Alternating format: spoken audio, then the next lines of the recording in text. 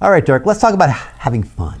I like having fun. You're a fun kind of guy. I'm going to have fun this weekend. You're a fun guy. I'm a fun guy. Mushroom. A little mushroom. You know, all that kind of stuff. I live in the dark. There you go. There you go.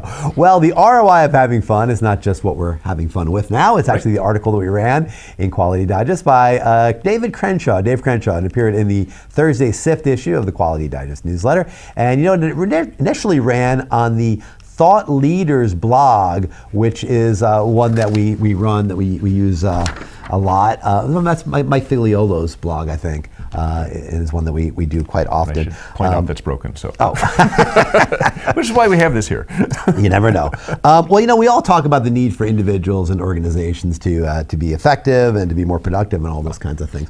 But you know, generally speaking, we don't really talk that much about fun and the idea that you want to also make your organizations be basically have a good time and enjoy the work that they do, and have the employees there be engaged in what you're doing. And by doing that, you can have more fun and take more breaks. Those are ways of having that happen. Now, this goes right along with the findings in an MIT Sloan, you might remember this, Dirk, an MIT Sloan executive education story that we ran last month in December. Right. We talked about that, and we covered it on the show as well. Now, according to that piece, people are most creative and they're engaged if they get short breaks, like every hour. I think they said every 75 minutes. Right, and like not that. Only a break, but get away from your electronics. That's right. Leave your Go phone, for a walk, leave your right, iPad. Right. Yeah, right. Have a planning session over coffee, whatever it may be. Just get your mind out of that. Just your guitar. Yeah, exactly. Whatever it takes.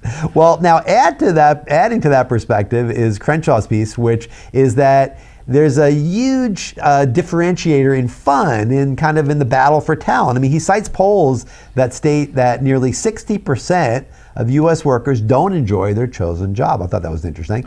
And that number soars to more than 70% for employees that are age 30 to 39, those in their 30s. So a lot of people out there who really don't enjoy what they're doing. They don't enjoy their chosen job or their chosen career. Now, needless to say, I think it's a major problem. I mean, it's a major problem for several reasons. First, as mentioned, employees that are unhappy at their current company, well, they're kind of ripe to be plucked by maybe one of your more fun-loving competitors, right? Stolen from you. Yeah. Sure, I mean, that happens all the time. Second is that disengaged employees don't really contribute many, if any, ideas to their employers, even if they do stay, right? And then finally, people that really dislike going to work just aren't as good or aren't as productive at their jobs as their happier brethren. I mean, it kind of makes sense. You're kind of dreading going in. You really don't want to do more than the bare minimum. Right. You may not even want to do the bare minimum. I mean, you really don't like what you're doing. And again, if somebody else comes in, sweeps in with even if it's just as good of an offer, but it seems like a more fun environment, you know, maybe they have a foosball table in there, which we should do, by the way. Or beer. Or beer, whatever. You know, these things really make a difference. So to combat this problem, Crenshaw recommends injecting a shot of fun into the workday, starting with multiple breaks, and that's one thing that's really key here. Now, this isn't just pointless goofing off, as he points out in this piece. These are carefully planned and managed breaks to maximize creativity, engagement, and overall effectiveness. Now, beyond these short and regular daily breaks, there's really a lot of benefits to regular, and he says like even monthly, kind of fun team events, and that could be maybe a couple of hours. It can be maybe even a full day where you just get, again, like you said, get out of your normal headspace of looking into that little computer or tablet or whatever and do something different, you know? Team building is a great thing. I mean, there's things you can do to shake that up. I agree with this monthly thing. Yeah.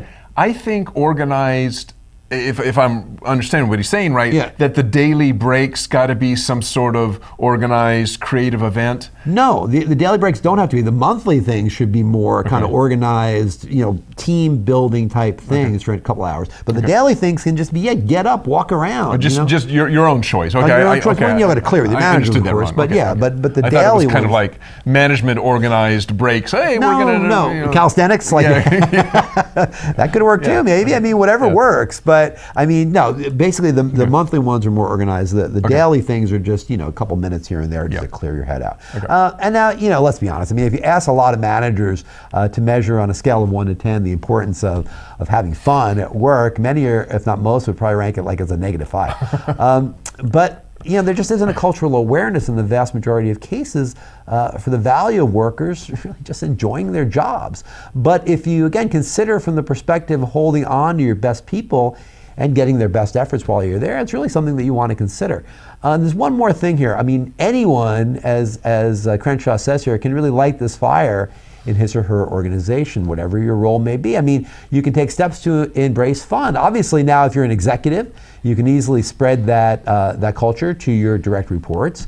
That's fairly easy to do. Say, hey, you're gonna have fun whether you want to or not. Right. If you're a middle manager, you can kind of support those that work for you and have your teams kind of do that and have some fun. And if if you're a regular just line worker, whatever it may be, you can advocate for yourself. You can advocate for your teammates. You can say, hey, we're going to take a little break. We're going to go for a quick little walk here, and we're going to clear our heads out, and we're going to come back with a little more energy and a little more focus. I mean, you can do that from the top down, you can do it from the bottom up. It doesn't really matter, but the idea is you want to be conscious of it. And Crenshaw's saying that there's just not a consciousness of it in the DNA of many companies, and that's a really good point, I think. I mean, you want to have that attitude if you can in your company. These monthly, I worked for a company that did pretty often schedule fun events, whether they were company picnics or whatever, but it wasn't management who did it. There were people, I was one of them, there was a team of us that just liked doing that, but because we were rank and file, we kind of knew what everybody liked to do. And management was cool. It was kind of like, can you guys do like a picnic or something or some sort of event? And it was just kind of like, and here's your budget.